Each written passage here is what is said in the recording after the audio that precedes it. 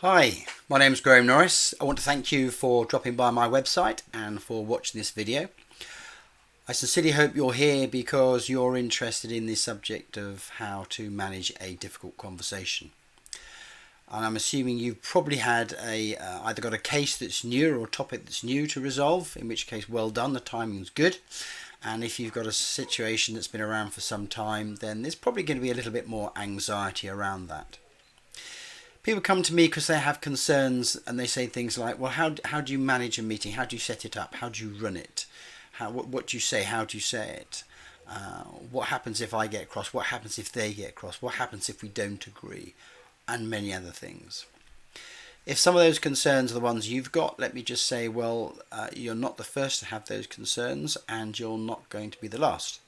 However, I can empathise with you and I acknowledge that those concerns are real and genuine for you.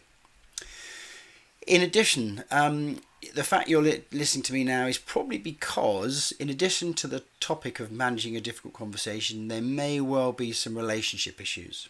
There may well be some what I call office politics around it.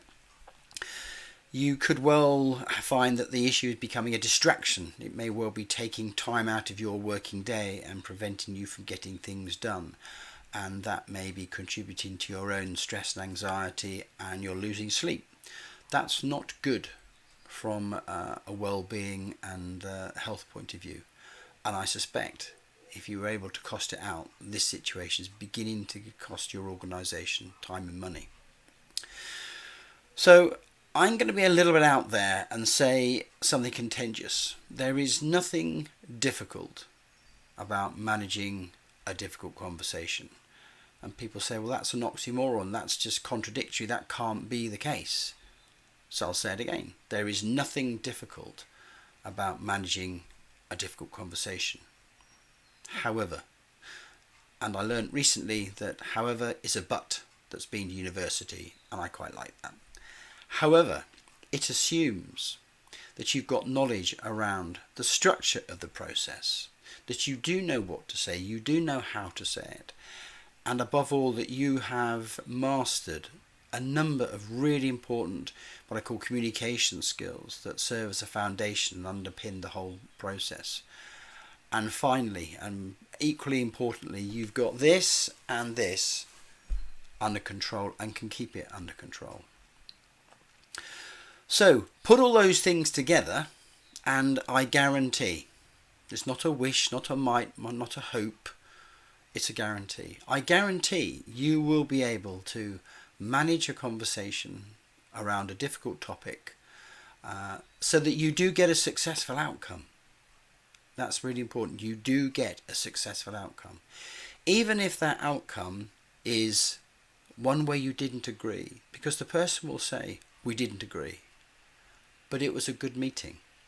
It was professional. It was well run. I felt heard and I felt listened to. I got my point across. It was fair, it was just.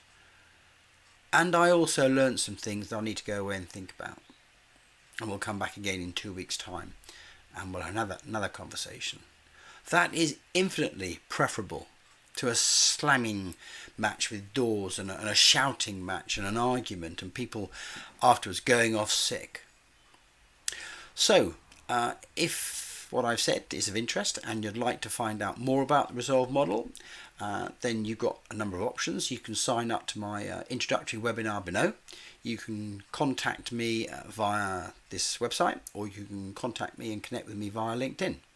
Either way, let's start your journey for you to master the Resolve model. Thanks for listening.